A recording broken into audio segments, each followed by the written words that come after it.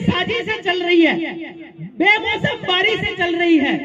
आप एक शब्द होता था मावठा, वो दिवाली के आसपास 3 दिन के लिए बारिश होती थी ज्यादा से ज्यादा, इसके बाद कभी भी बारिश नहीं होती थी। वड्डा वड्डा दादा बैठा है, तो अभी ये पूरा उनाला, पूरी गर्मी, ये बारिश हो रही है, ये क्या चीज है इसको भी आपको समझना है। क्योंकि ये लोग जो है वायरस की बीमारी लाना चाहते हैं, ये लोग आदिवासियों के साथ सिविल वार करना चाहते हैं, लड़ाई करना चाहते हैं, मारना चाहते हैं। क्योंकि ये लोग अभी आपका पिछले साल गेहूं पका और सबसे ज्यादा बारिश हुई, ओले गिरे, सारी फसल बर्बाद हो गई। इस बार सबसे ज्यादा जो है बारिश हो रही है, इससे क्या है आपकी फसल पकेगी या नहीं पकेगी इसकी कोई गारंटी नहीं है। अगर गारंटी नहीं है तो दिवाली के बाद से आपको भूखमरी का सामना करना पड़ सकता है, और 5 किलो अनाज के लिए आपको लाइन में खड़ा रखकर वो लोग मार देंगे, और सोसाइटी में ऐसा धान देंगे, ऐसे चावल देंगे जिससे कैंसर हो रहा है। झारखंड का आपका रिकॉर्ड है, एक वीडियो रिकॉर्ड है, झारखंड में कैंसर वाले चावल दिए। आपका जो कोरोना आया वो भी सरकारी है, आपका जो वैक्सीन आया वो भी सरकारी है, और 20-20 साल के बच्चों को हार्ट अटैक आ रहा वो भी सरकारी है। आप लोगों के पास क्या है, आप कैसे बचोगे, इस बात क्या इलाज है ये सोचना चाहिए। क्योंकि इन लोगों हमारे पास 10 कुंटल से 10 कुंटल से ज्यादा धान हमारे पास स्टोरेज नहीं है, हमारे पास कोई जड़ी और बूटी का संरक्षण नहीं है, तो हम लोग कैसे बचेंगे ये सवाल है। ये जो कानून है वो तोड़ मरोड़ के हम पे लाठी मारेगा, ये कानून है ये तोड़ मरोड़ के हमको ही लाठी मारेगा। हमका हमारा संरक्षण, हमारी सुरक्षा इस कानून से नहीं होगी, क्योंकि हम लोगों को हमारा खाने की व्यवस्था हमें कर लेनी चाहिए, हमारे इलाज की व्यवस्था हमें खुद करनी चाहिए जड़ी और बूटी के माध्यम से। क्योंकि लॉकडाउन में आप ये देख चुके हैं कि अस्पताल में जा रहे थे तो उठा के आपको खरगोन कर रहे थे क्वारंटीन, और अगर आप फिर से अगर ऐसा कोई लॉकडाउन आया, ऐसी कोई बीमारी आई, ये जो NW की साजिश है, 1 वर्ल्ड 1 मिलिट्री और डिपॉपुलेशन, मतलब जनसंख्या नियंत्रण वो लोग करके आपको मारना चाहते हैं। मतलब मंत्री का छोरा, मंत्री जो है मंत्री के छोरों को तो नहीं मारेगा, वो मारेगा तो किसको मारेगा, गरीब आदिवासियों को ही मारेगा। क्योंकि हमने जंगल जमीन पे दावा ठोका है। तो हम लोगों को इस मौत से बचने के लिए, इस विपदा से बचने के लिए, इस महामारी से बचने के लिए आप लोग बैठिए और एक ऐसा स्टोरेज तैयार करिए, एक ऐसा गोटूल का निर्माण करिए, एक ऐसा अस्पताल का निर्माण करिए, ताकि आने वाली महामारी, आने वाली जो आपकी भूखमरी से हमारे समाज को हम जिंदा बचा सकें। क्योंकि आने वाले समय में आप लोगों का, आदिवासियों का बीच कैसे बचेगा यह भी गारंटी नहीं है।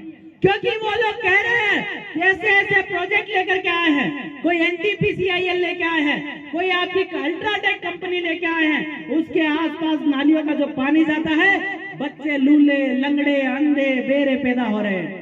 तो अंधे बेरा बच्चा है, उसकी शादी हुई तो स्वाभाविक है कि बच्चा, उसका भी DNA अंधा बेरा लूला लंगड़ा ही पैदा होगा। तो सरकार कहेगी कि एक काम कर, हाइब्रिड बच्चा लेके जा। ये NW की साजिश में लिखा हुआ है, आप गूगल पे सर्च करना, वो कहेंगे कि हाइब्रिड बच्चा लेके जा, मतलब तुम्हारा खून भी तुम्हारा नहीं रहने वाला है। वो लोग आपको हाइब्रिड बच्चा देकर के इस देश से आदिवासियों की नस्ल को, आदिवासी के DNA को खत्म करने पे तुले हुए हैं। तो आप लोगों को जड़ी बूटी, नाम और आपका हिंदी और संस्कृत से हमेशा के लिए दूर हो जाना चाहिए, और जितने नाम है वो आपके ये फर्जी और शरणार्थी नाम न रखें।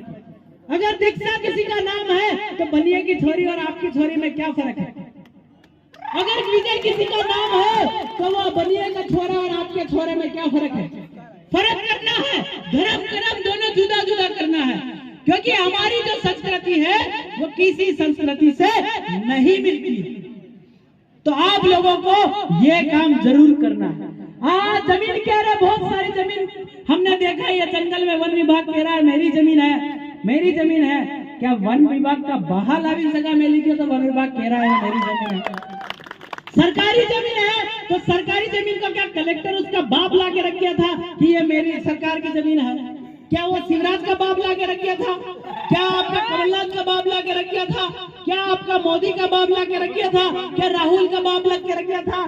हमारा जो हमको जमीन तो हमारे बाप ने दी है, और बाप को बाप के बाप ने दी है। कलेक्टर कह दे, कलेक्टर कह दे कि अगर मैं तेरे बाप का छोरा हूं तो मैं मेरे बाप में की जमीन में से एक हिस्सा कलेक्टर को दे दूंगा, पर गांव में आकर के सरकारी जमीन मत देना। अगर गांव में आकर के कोई भी सरकारी जमीन मांगता है तो उससे ये कहना कि हमने गांव की जो सरकारी जमीन तुम बोल रहे हो, खाली पड़ी जमीन जो है वो हमने हमारे भैंस चरने के लिए रखी थी, ढांडे चरने के लिए रखी थी, घूमने के लिए रखी थी, खेलने के लिए रखी थी, सांस्कृतिक प्रोग्राम करने के लिए रखी थी।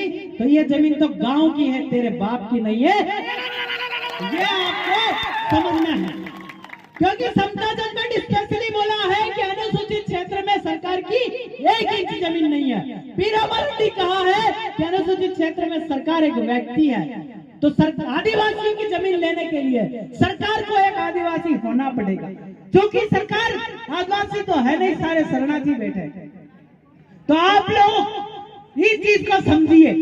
दूसरी हमारी लड़ाई को समझिए। हमारी लड़ाई है गांव बनाम शहर। शहर से हमें दूर होना चाहिए, क्योंकि शहर जो है सभ्यता